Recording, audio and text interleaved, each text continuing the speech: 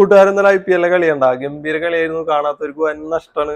ഹൈദരാബാദും ബാംഗ്ലൂരും തമ്മിൽ ബാംഗ്ലൂരിന് ടോസ് കിട്ടിയിട്ട് ഒരു ബോളിംഗ് തിരഞ്ഞെടുക്കായിരുന്നു. ഹൈദരാബാദ് 20 ഓവറിൽ 287 റൺ അടിച്ചു.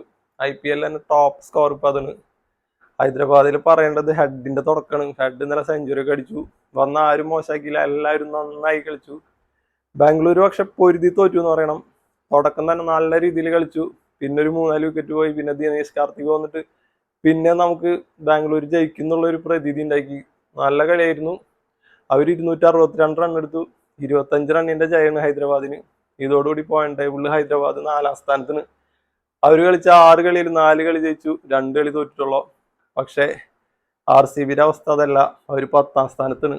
7 കളി കളിച്ചു, 6 കളി തോറ്റു, 1 കളി ജയിച്ചിട്ടുള്ളൂ. ഇന്ന് IPL സഞ്ജുവിന്റെ രാജസ്ഥാൻ വീണ്ടും ഇറങ്ങണ്. KKRനെതിരാണ്.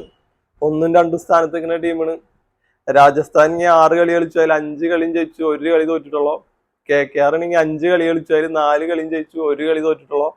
അപ്പൊ ഇന്ന് തീ പറഞ്ഞൊരു കളി തന്നെ ആയിരിക്കും. അപ്പൊ കൂട്ടുകാരൊന്ന് പ്രഡിക്ട് ചെയ്ത് ആരാ ജയിക്കാന്ന്. വൈകിട്ട് 7:30 കളി.